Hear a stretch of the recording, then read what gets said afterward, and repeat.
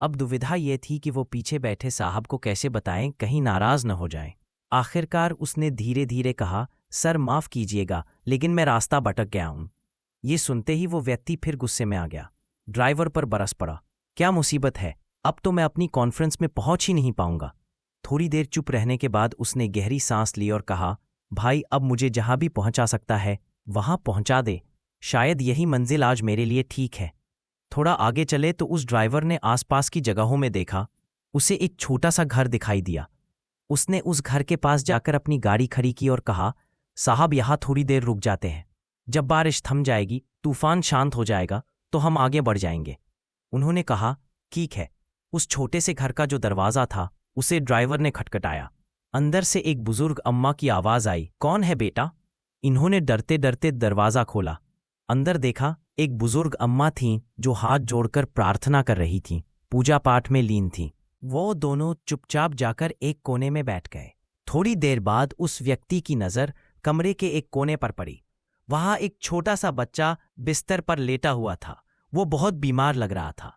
उन्होंने अपनी पूजा पाठ पूरा किया, फिर मुस्कुराकर बोली, बेटा कुछ लोगे, पानी पियोगे या चाय? उन्होंने कहा, नहीं अम्मा, आपका बहुत धन्यवाद। अगर आप मुझे एक फ़ोन दे देती तो बहुत अच्छा रहता। अम्मा हल्का सा मुस्कुराई और बोली, अरे बेटा, यहाँ गांव में कहाँ कोई फ़ोन है। तुम एक काम करो, बैठ जाओ आराम से। जब बारिश रुक जाएगी तब चले जाना। वो व्यक्ति बोला, आप सच में बहुत अच्छी हैं अम्मा। आपसे मुलाकात हो गई, इसके लिए ऊपर वाले का धन्यवाद है। अम्मा ने हल्के से मुस्कुराकर कहा, ऊपर वाले का धन्यवाद तो मैं तब करूंगी बेटा जब मेरे पोते का इलाज करने वो डॉक्टर आएंगे। तो उन्होंने पूछा, बात क्या है अम्मा?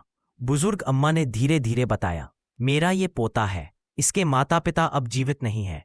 मैं ही इसका सहारा हूं और इसे एक खतरनाक बीमारी है। यहाँ के अस्पताल के डॉक्टर कहते हैं कि दिल्ली के एक बड़े डॉक्टर पटनायक इसका इलाज कर सकते हैं, लेकिन मुझे नहीं पता मैं वहां कैसे पहुंचूं। मैं बस यही प्रार्थना करती रहती हूं ऊपर वाले से। यह सब सुनकर उस अमीर व्यक्ति की आंखों में आंसू आ गए और उन्होंने कहा, माँ आपकी बातों और आपकी आवाज को ऊपर वाले ने सुन लिया। मेरा प्लेन जहां पहुंचना था वहां नहीं पहुंच पाया। तेज बारिश और तूफान आ गया। मेरी गाड़ी जहां पहुंचनी थी वहां भी नहीं पहुंच पाई। रास्ता भटक गया और फिर मैं आपके दरवाजे पर पहुंच गया। मैं ही डॉक्टर पटनायक हूं। अब मैं आपके पोते का इलाज करूंगा। दोस्तों, मैं आपसे बस यही कहना चाहता हूं, जिंदगी में चाहे कितनी भी मुश्किलें क्यों ना आए, ऊपर वाले पर भरोसा रखना मत छोड़िए। कभी कभी जो रास्ता भटक जाता है वही हमें सही मंजिल तक ले जाता है। लाइक एंड सब्सक्राइब करें।